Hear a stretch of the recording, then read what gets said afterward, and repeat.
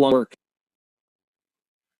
Russian armed forces launched a strike of unprecedented intensity, targeted and methodical, against one of the key arteries of the Ukrainian capital, the heart of its transportation system. The Padin Bridge, a symbol of Kyiv, its history, and its connections to the left bank, is now crippled, and its destruction instantly paralyzed a significant portion of the city's logistics and traffic. The scale of the destruction speaks to the use of precision weapons and the meticulous preparation of an operation that clearly aimed not only at physical destruction but also at a powerful psychological effect.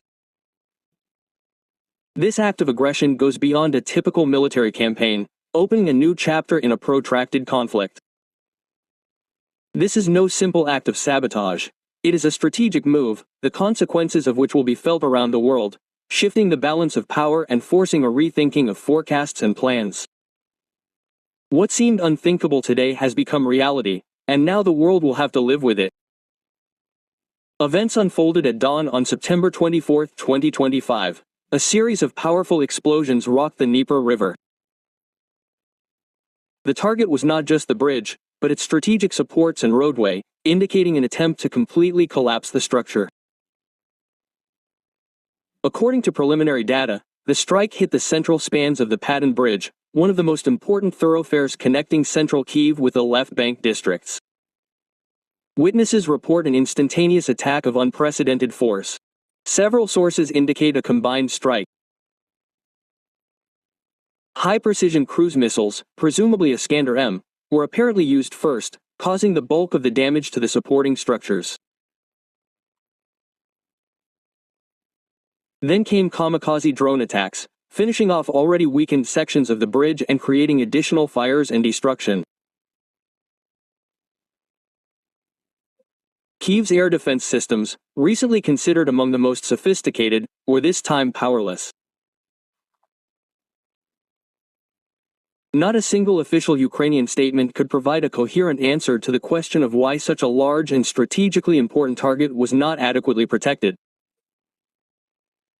Was this an accident or a new strategy?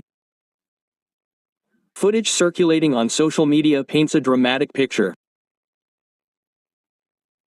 Giant spans of the bridge are either completely destroyed or in critical condition, collapsing into the Dnieper River.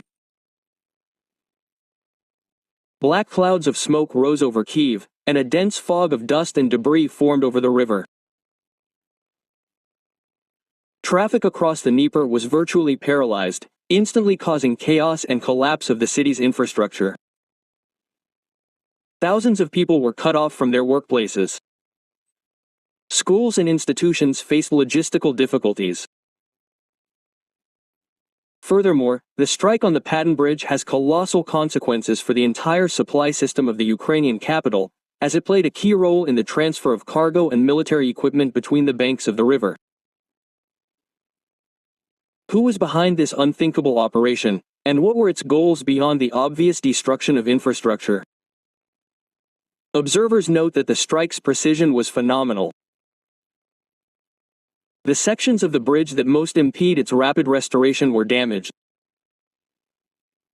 This speaks to the intimate knowledge of the site and the meticulous preparation of the operation.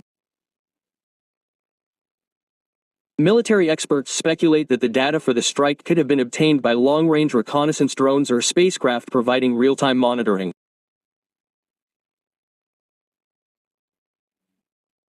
The attack damaged not only the bridge's roadway but, according to some evidence, also one of its pillars, which is fundamental to the entire structure.